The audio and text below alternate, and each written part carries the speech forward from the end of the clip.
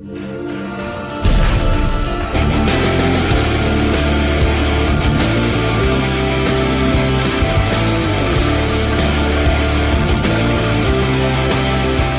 lahy sy tompoko vavy, fanarana alalino andalinatsika ny tontolon'ny andramena sy ny zava-misy ankehitriny amin'ny anaran'ny sampana fampahalalam-baovao iray manontolo no iarabanantsika rehetra tompoko lahy sy tompoko vavy ary manasanao hanaraka izany hatramin'ny farany. Inona marina no tena zava-misy ankehitriny amin'ity resaka andramena ity? Izavy no tena atotomon-ketrika ka tompon'ny ketrika rehetra momba ny fitrandrahana sy ny fanondranana izany azo sarobidy izany. Mijanona izy io ankehitriny sa mbola mitohy? Piraitsy kombakomba ve sa miady amin'izany marina ny fanjakana?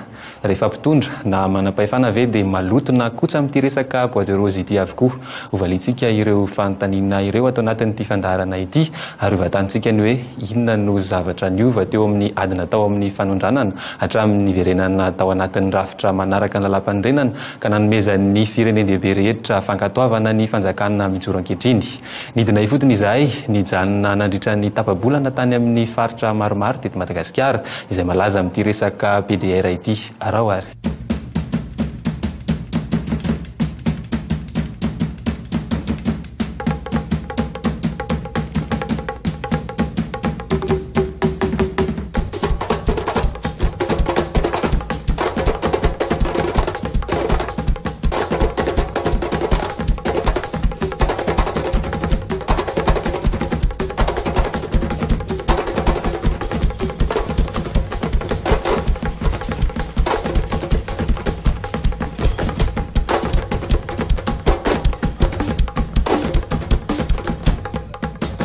Madagasikara nosy manan-karena an-dranomasina, agibon'ny tany ary an-tanety. Tsy mihena mitara ny tarehimarika sy ny zava-misy. Karazany iray amin'ireo arena tsy hita pesipesena eto ny andramena na ny volomodibona araka ny anaran'ny tany am-piandohana.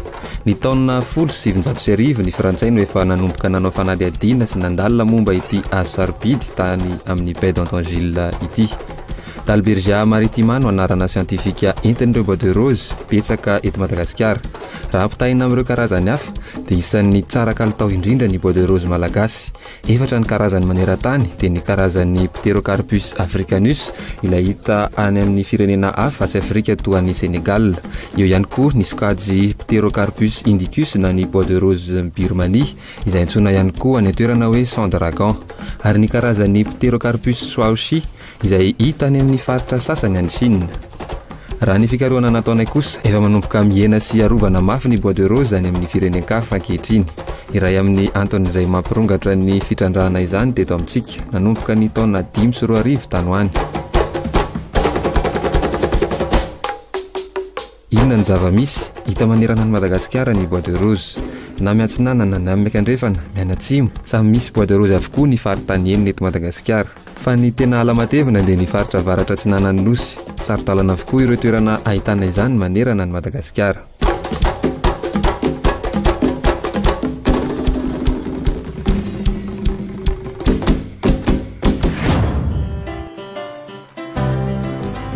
Raha miainga eto Antananarivo, Miantsinanana, mihazo an'ny Toamasina, mandady manaramorona miakatra ny Soaniranivongo, miilana miantsinanana any Mananaravaratra, Maroantsetra, manitsaka ny faritra Sava manomboka eo Antala, Sambava, Trany, Voemara. Ireo ny toerana izay nanaovana ity fanadihadiana ity. Anehoana aminao ny ampahany amin'ireo tena zava-misy marina mikasika ny andramena eto Madagasikara.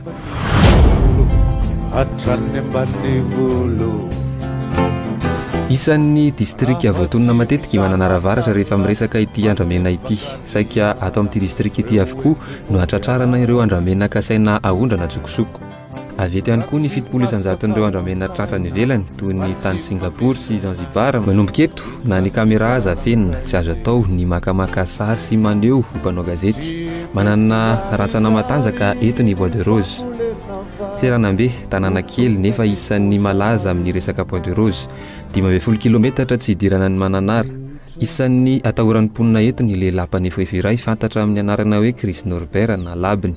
Tsy misy sainy nanoro izay misy azy, izay olona nanontaninina na dia fantatra aza ny toerana misy ny tranony. Fantatra kosa fa azy ny akamaroan'ireo tahiry eto ary any ambanivohitra lavitra any no miainga ireo andramena tonga eto. Kakazo ireo moa hita Soranambe depony ngiahy labiny zany kakazo io, tompony depo io. Kakazo ireo tegna faviany zany, bolabola ireo zany. avy agny fananegna limitrofy ny Mananara Maroantsetra. Dia misy sasany avy ao amin'ny commune Manambolosy ambony egny amin'ny Voanondry regny. Dia sasany koa zany avy amin'ny commune Ambodivanio, commune Antananarivo, commune Sandrakasy, regny commune Antanambobe. Zany daholo zany fahavian'ny kakazo izy avy agny zany mientiny miroro ake Agnalila, ake Samanjona. Dia ao zany ametrahany azy izy avy Samanjona zany dia entiny amin'ny lakana botry mandeha eo Siragnambe eo. Ka io Siragnambe io zany nametrahany azy io. Mahamoramora le handifasany azy handeha amin'ny tany handifasany azy andafy agny. Sarotra ny maka vaovao noho ny fatahoran'ny olona ireo tena mpanao ity trafikana Andramena ity. Teto amin'ity toerana misy ireto stock ireto ohatra dia feno olona ny manodidina. Toerana fitobian'ireo mpanarato, nefa raha ny filazan'ireo mponina manodidina dia amin'ireo olona manodidina ireo ihany ny mpiambina ity toerana ity saingy tsy misy manoro mivantana azy ireo. Lavaka kely no nahafahana napiditra ny fitaovam-pakana sary teto. Tsy lavitra eto ihany koa ny sambo ary eto ihany koa ny fanondranana ireo azo ireo rehefa tonga ny fotoana anaovana izany. Olo jiaby ny mahafantatra io na ny fanjakagna antoerana dolo ny mahafantatra refisian'ny dépôt akeo ke mila vatandala matanjaka rehefa tonga ny fotoana anaovanjare le opération embarquement zany hagnondrana agny andeha ivelany mahita tombony amin'ity daholo zegny le vatandala jiaby matanjaka na ny viavy an-tanàgna zegny mahita tomboky telo mivarotra mofo mandra-paregna ny andro dia ndraika 2 andro 3 andro manao embarquement. Tsy miafina ihany koa izy ireo rehefa manao izany raha ny filazan'ireo mponina ka na ireo mpitandro ny filaminana aza tsy mahefa na inona na inona rehefa tonga izay fotoana anaovan'izy ireo ny fanondranana izay. Izahay boka matahotro zay nagnontanianareo raha mikasika izy satria ny antony voalohany fiantohagna le aignanay zany satria zare asana mafia zeny boka izy io araka nivolagnin-jareo ke raha ohatra antegna mivolambolagna fogna antegna zare tonga amin'ny raha mety hahafaty antegna. Mivolambolagna fogna antegna ny fanjakagna an-tanàgna karaha zay zany antegna mivolagna hoe zare fanjakagna an-tanàgna tsy kombakomba miaraka am'izy ary antegna olo miara-monigny amin'jare keo magnavy zahavan'jareo fomba ampigadran-jare antegna. Eto tampon-tanànan'ny Mananara indray itobian'ireo karazana stock tratra rehetra hatramin'izay tany amin'ity distrika ity. Mbola voatonona atao ihany koa ny anaran'ny labiny. Eto raha teo ny tenany no mipetraka. Teto amin'ity toerana atao hoe Samanjona ity ohatra ny stocky efa saisie ary voamarin'ireo tompona ndraiky mpanjakana iray volana talohan'ny nahatongavanay teto. Velarantany malalaka tokony 900 metatra toradrony nisy ireo stock teto saingy izao hitantsika izao tsy hita ny nanjavonan'ireo bois de rose ary efa foana ny toerana nisy ireo azo ireo.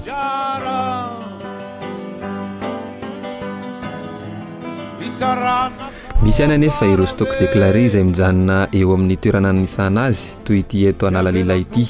Mihidy ny toerana ary tsy maintsy nianika tamboho izahay niditra tato rehefa navelan'ireo mpiambina.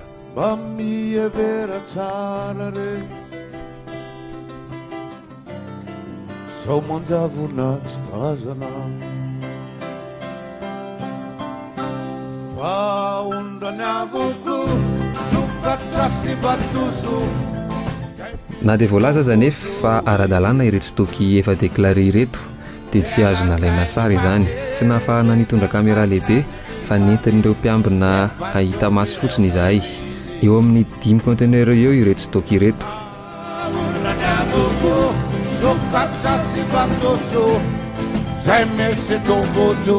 Dia mbola mirosa hatrany isika manaraka iny lalam-pirenena fahadiminy hatrany.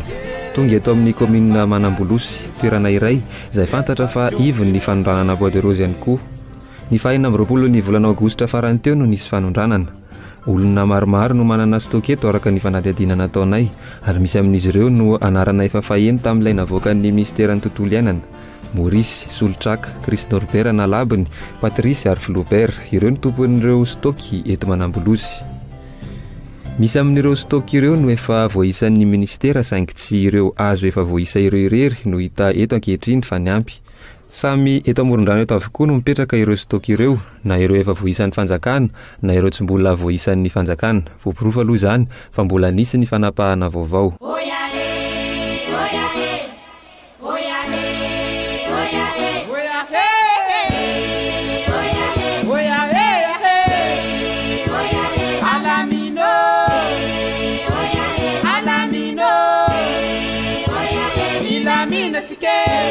Hatramin'ny nisian'ny raharahandramena tsy misy vahiny afaka mandalo ka tsy voara-maso aty amin'ity faritra ity hoy ireo ny ara-dalàna taminay.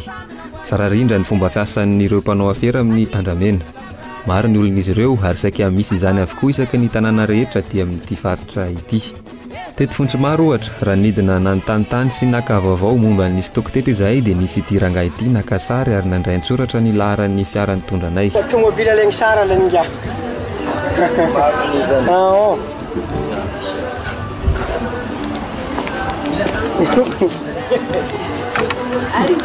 Ola. Ino mahatongana malaka sary izy? Ola an-tanambe zany aho za. Afaketo fa zany tifsi. Dikany makazeny. Zeno azo makasary za. Iza koa, tsisy raha magnano zay. Na izy fafako izy koa. Ora tsisy. Misy koa. Aza reky mamotandra za tsisy raha tsisy azoko ambary.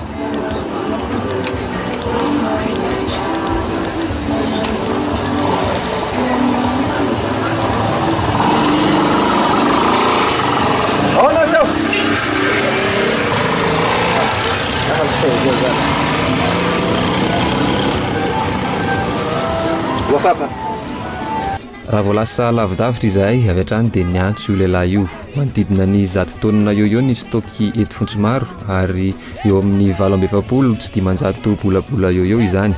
Mariana fa tsy mbola nisy déclaré avokoa ireo tahiry ireo ary izany atao hoe Madame Anika izany no tompony. Monsieur Claude sy Kayara kosa ny tompona andraikitra mpiambina. Ireto stock ireto ilay saika nisy anondrana ny 30 oktobra farany teo. Nahazoanay vaovao taty Antananarivo ary nanaovan'ny mpanao gazety Antsoavo.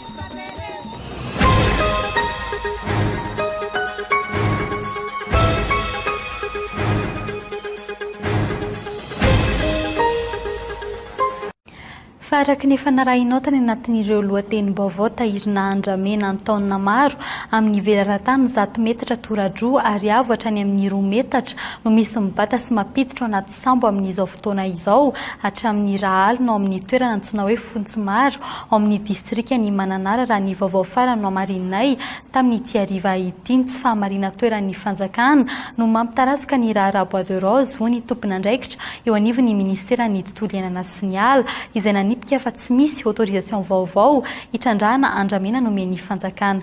Michel Narzona no mitatitra ny fanadihadiana. Distrikany Mananara ireto stock tamin'ny sary ireto no misy mibatany an-toerana ary manondrana ao anaty sambo ankehitriny.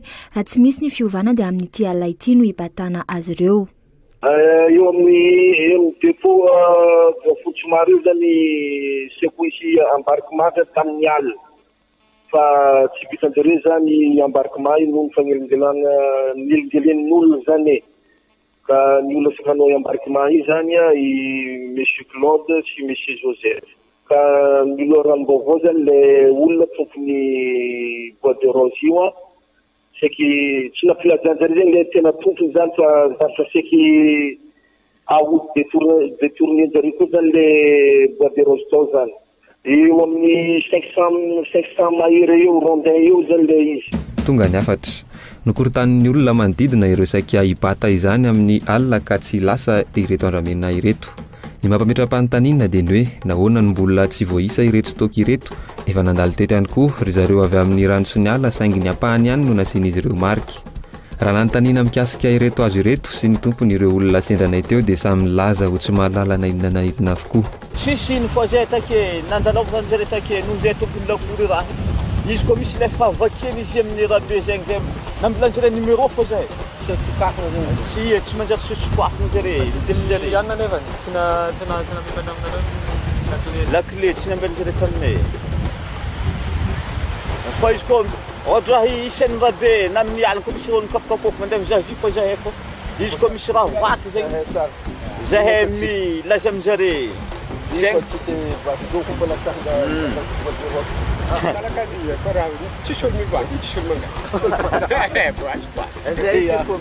noho zay tompony lakory zegny le nambilazare Tsy sakana ho an'ireo mpanao Bois de Rose ny fisian'ny marika isaky ny hazo ataon'ireo mpanaramaso mivezivezy any. Ahondran'izy ireo hatrany ny hazo ary soloin'izy ireo hazo vaovao indray ary averin'izy ireo ilay marika avy eo. loko sy marika mora alain-tahaka raha teo no ampiasain'ny mpiasan'ny rano sy ny ala ary voapirofo teto fa tsy izy ireo ihany no manana izany hoe misy foana ny azo vaovao.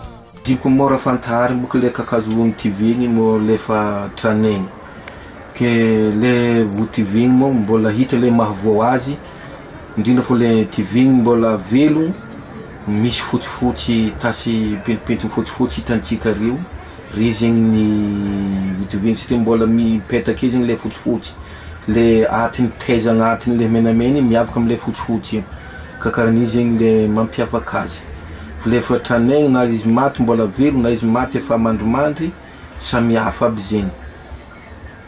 Le izy milevigna tany na le mbola mitsangana na le tivin'olo manao tavy jinja ho zahay tô. Toy izay hita eto Tanjona faritra manasaraka ny distrikan'ny Mananavaratra sy Maroantsetra. Mitoy ihany ny fanondrana aorian'ny fandalovan'ny manam-pahefana.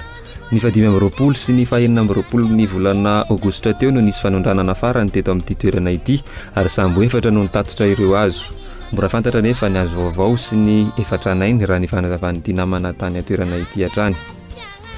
Nono vola sandoka, Madame Oklina ary Madame Brenda. Ireo indray no anarana eny fa tompon'ireto stoky ireto.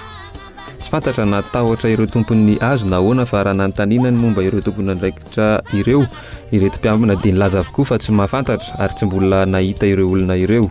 Nambaran'izy ireo ihany koa fa tsy mbola nandray karama izy ireo amin'izao fiambenana izao. Ity zavatra ty fa tsy haiko lera nitongavany teto fô noho zafa tonga teto izy efa ela ndraiky nitongavako amin'ny dede mois karakaran'ireny fa mbola tsisy raha nihetsiky tagnatin'izany fa agnatin'izay ndraiky ny fanjakagna moko maro ary tsy tokony mandalo amin'reto satria zay mahatafo dia mahatafo ary na le olo tompony kakazo nentina afa-tsara ndraiky mba hitana andavanandro dia aiza ny azo atao aminazy ty fa zay mitrenina aketo mamelombady amanjanaka io dia ohatrany lasagna be zany le eritreritry amin'ny antanàgna sy ny fitadiavam-bola ny atao zavatra nefa tsy azahoagna vola ary zay lasa tafokapoko ato.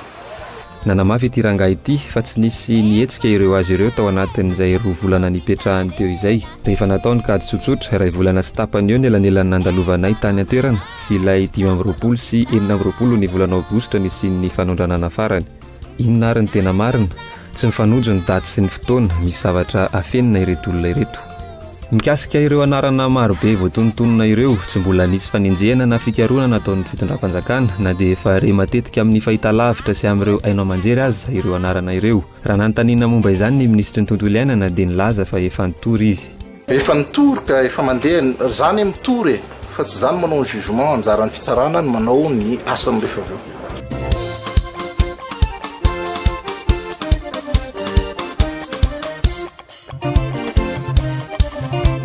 Rehefa avy nandalo tao Maroantsetra, Atalahy indray no nanohizana ny asa. Tanàna isan'ny manan-karena ihany koa aty amin'ny faritra Sava ary nalaza tamin'ny resaka bois de rose, vanille, tsirofo sy ny sisa. 20 kilometatra mialan'ny tanàna no misy an'ny Capeste, renivohitry ny bois de rose eto Antalahy. Tamin'ny fotoana ny lomanosan'ny mpanambola tsy ankiafina tamin'ny volan'ny bois de rose taty, tany amin'ny taona 7 sy 4 tanoany, tsy ferana ireo mpampitera vola sy mifanindry amin'ny resa-bola raha ny fitataran'ny mponina tety. Efa nisy ohatra ny vantan'akoho voahendy iray no tafakatra hatrany amin'ny 5 tapitrisa ariary na 75 millions de francs. Rehefa samy mpanambola no miady varitra ny azy izany rehefa raikitra ny revy ka raikitra hatramin'ny lavanty. Ankapobeny zany ny igny ny fahifamividy somary santsahirana zegny ny olo satria tamin'ireny zany na olo tsy magnano kakazo zegny ohatra mandafo raha zany izy lafo amin'izao fotoana zao zany na mitsena zany igny zegny le mpividy zany ary misy ny fahasahiranana ara-bola amin'izao fotoana zao. Taorian'ny fisintonan'ny fanjakana ny taratasy fahazoan-dalana hitrandraka ny Andramena dia niova izany. Ankehitriny raha etsy ariary sisa ny vidin'ny vatan'akoho iray eny an-toerana rehefa raikitra ny lavanty tahaka izany amin'ny toeram-pirevena na toeram-pilanonana izay ifanenan'ny mpanambola maromaro.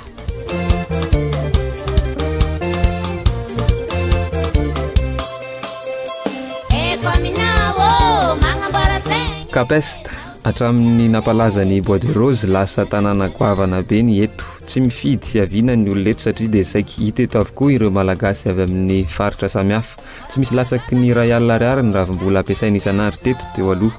Maro amin'izy ireo no mbola miandry ny fanokafana indray ny tsenan'ny bois de rose. Iara ny etetan'ny vahoaka zany dia raha nytonena zay zary tianjary ny regnandre fa ny zavatra raha mirina izy ilay tiavana azy any satria mbo tsy anahirina mbo ara-panjakany boahany zay niany ny angatahy fa tegna tiany vahoaka izy satria izy miankina amiziny fiainanjareo aty satria tegna sahirina lalimpaka zay ny olo amin'ny androke zany na zay mpitondra azy mbo sahirina am'le raha satria lasa misy amizay zay ny alitra madinidiniky ny vakitragno ny fandrobana me mahazo vana zay amin'ny androke saiky mbola hita ety amin'ny manodidina avokoa ireo sambo kely fanaovana ny fanondranana matetika any amin'ny 10 na 10 kilometatra miala ny morontsiraka no miandry ireo sambo lehibe mpitondra ny bois de rose mbola hita eny ihany koa ireo azo tratra sy ireo efa voisin'ny manam-pahefana marika raha tsy ahivina ny taona 770 mpandraharaha miisa 13 no nahazo taratasy fahazoan-dalana hitrandraka ala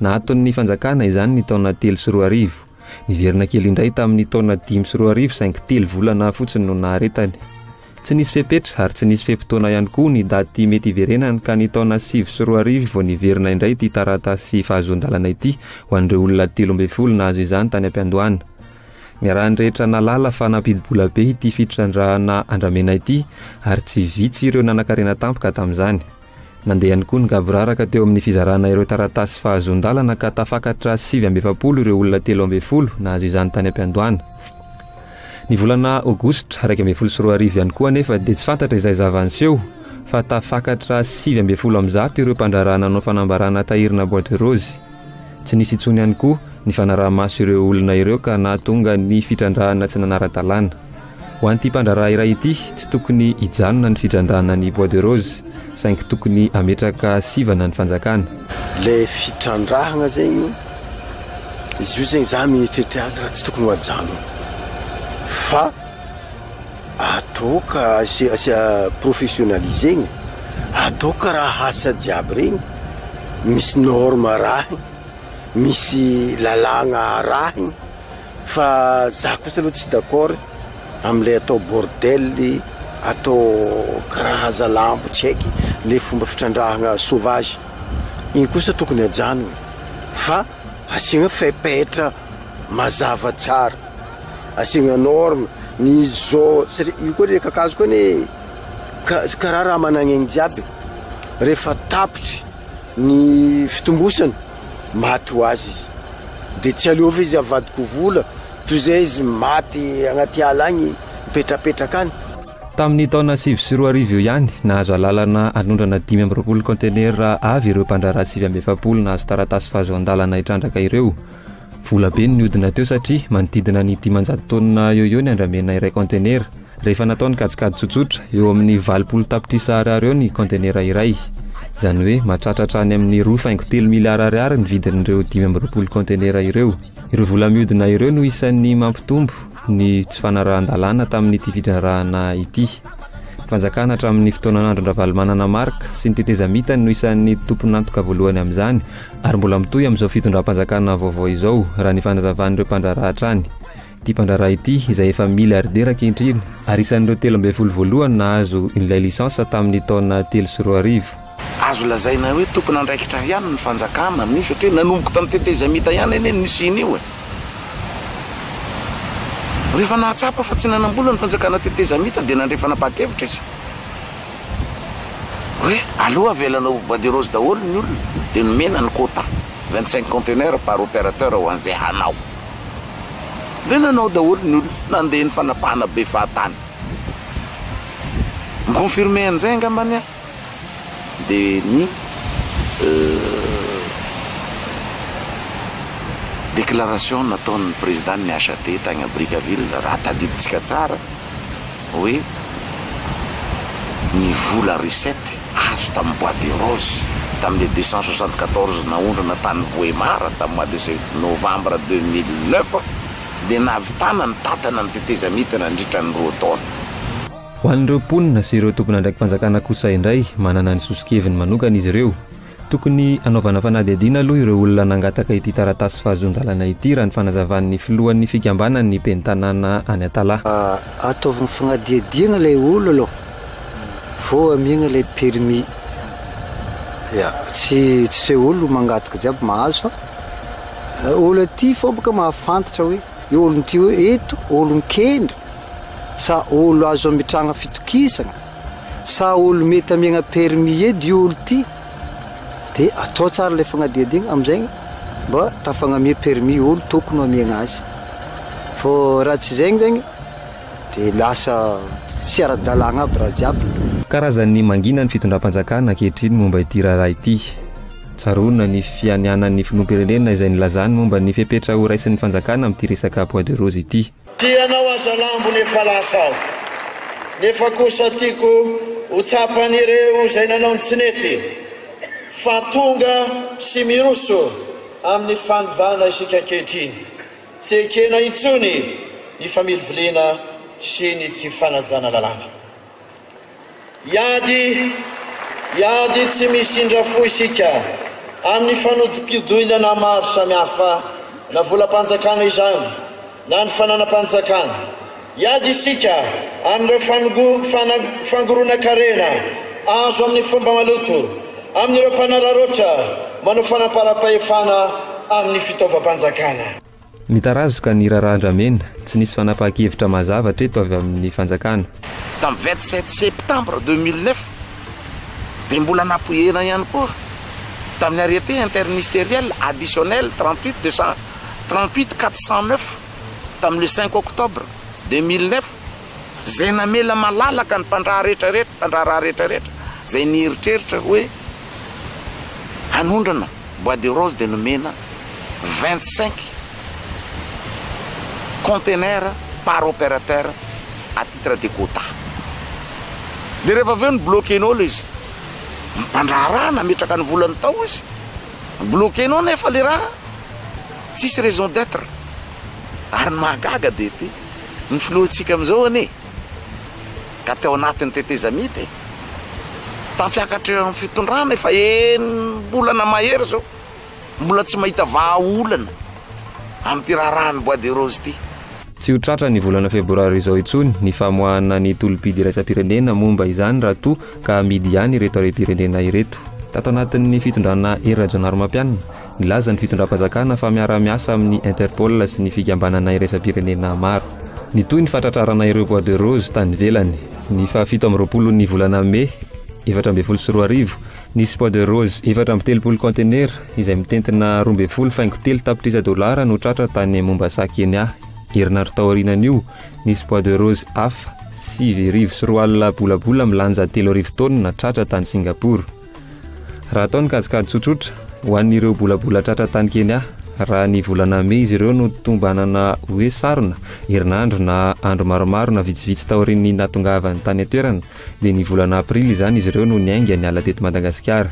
Izany hoe efa taty aorianan'ny fiananana nataon'ny filoham-pirenena tahaka izany ihany koa ireo sarona tany Singapour herinandro taorian'izay. Hatreto anefa sambo milentika ny vaovao rehetra mahakasika izany. Tsy nisy fanadihadiana niainga na dia iray aza na dia nisy azy zany mazava fa afenina ny valin'ny fanadihadiana. Iza ny mahazo tombony amin'izany sanatria ve voasaringitra amin'ity raharaha ity ny filoham-pirenena na ireo mpiara-miasa akaiky aminy no mangina ny zavatra rehetra momba ny Bois de Rose ankehitriny. Isan'ny mampametra-panontaniana ihany koa ny hoe fantatra fa lasa mialokaloka ny ivelany avokoa ireo tandapa maromaro tao ambotsyroatra nandritra ny fitondrana tetezamita. Misy efandraisany amin'ny raharaha Bois de Rose ve izany? Tsy ahitana mangirana ary mampametra-panontaniana ny tsy fisian'ny mangarahara amin'ity raharaha ity. Mbola maro anefa ireo stoko mipetrapetraka eny amoron-dalana sy any anaty kirihitra rehetra any taorian'ilay resaka fandorana ny Andramena. Indray izao fa ho alaina ho atao fananam-panjakana ireo tahirina Andramena sisa tavela ireo. Nitsipaka izany marindrano ireo mpandraraha. Tsy mokevitra amin'iny za fa ny tokony ho izy nahazo alalany le olona nanangona stock fa le suspension à mi-parcours mahatonga io tsy mety tapitra ka ny fomba solution amizay zay misy amin'ny opérateur ome ho azy varotro azy na hoe mifidy amin'ny opérateur zay hita hoe tena manaraka ny fepetra nanaja ny fepetra rehetrarehetra igny no omena mi autorisena magnano ny exportation izy no mipaye ny fanjakana. Ny taona 2024 no nisy fanisana farany ireo tahirina Andramena eto Madagasikara. Nivoaka tamin'izany fa manodidina ny arivo conteneur eo ny tahirina andramena eto amintsika. Rehefa nataony kajy dia mety hampiditra hatrany amin'ny 700 tapitrisa $, ao amin'ny kitapom-bolam-panjakana ireo raha toa ka voatrandraka amin'ny ara-dalàna. No mafisiny ireto mpandraharaha ireto ihany koa fa tsy miafina ireo mpanondrana andramena tsokosoko rehefa manao izany. Ny fanjakana no manampy-tsofina amin'izany. Voateny tamin'izany ihany koa fa tokony atao aloha ny stock zéro mba hialana amin'ny fikafika isan-karazany amin'ny fitrandrahana ity azo ity. L'exportation clandestin soi-disant io dia tsy clandestin fa zavatra modina tsy hita, modina tsy hena, modina fanina, zavatra amin'ny atoandro mena masoandro be zao ve sambo madinika misy 300 misarge bateau anankiray ngeza be da be ny solotany amin'ny mpanjakana ty fa maninona ny mody jamba sady mona ny marenina ampiahiahy ihany le izy hoanay izay tompon'andraikitra ty atoera zay koa moa inona moa azona itenenina zay tsy exécutif ane inona no tenenina eo mangina zahay zay koa la fidimba oaka mivoaroaka koa ny velominy laolao anatin'le izy tsy zaraneny voaka nay mba misy kely hoanina apetra mazava ny règle de jeu rehefa samby hoe andray andraikitra tsika fa tsy hoe zay ny atono amin'ny vahoaka nefa ny sasany mody tsy mijery mody tsy mahita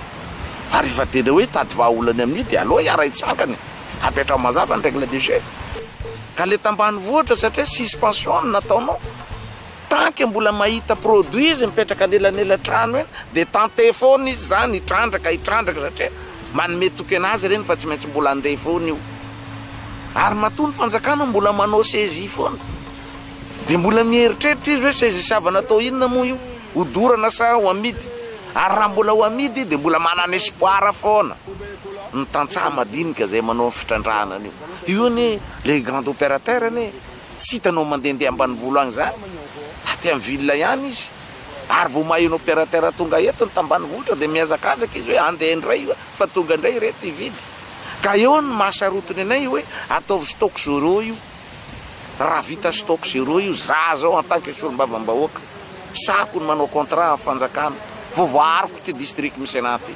Mampimendram-panontaniana ny zava-misy hatraiza ny fahavononan'ny fanjakana malagasy hamongotra ny fanondranana tsokosoko ny andramena 7-20 taona ty aorian'ny nahazonan'ny fahaleovantena manome vahana ny trafika isan-karazany ny fahanteran'ny lalàna ohatra ny mbola maheloka tsotra ny trafikan'ny bois de rose ankehitriny na dia efa nosokajina ho are-pirenena arovana azy zany tokony samy manara-maso ny daholy mba tsy siny kolokolo raha mahita kolokolo tsika na mahita fitrandrana tsara dalàna dia afaka miantso ny 512 ny alliance voargasy izy io anonyme zany hoe voaro zany le identité le olona miantso fa anjaran'ny alliance voargasy amin'ny mampita zany information zany any amin'ny tompon'andraikitra ary tompon'andraikitra afaka mampiatra ny lalàna no ampitainay an'le izy raha misy proof tsy maninona mihitsy mandeha fantaratasy aty amin'ny alliance voargasy na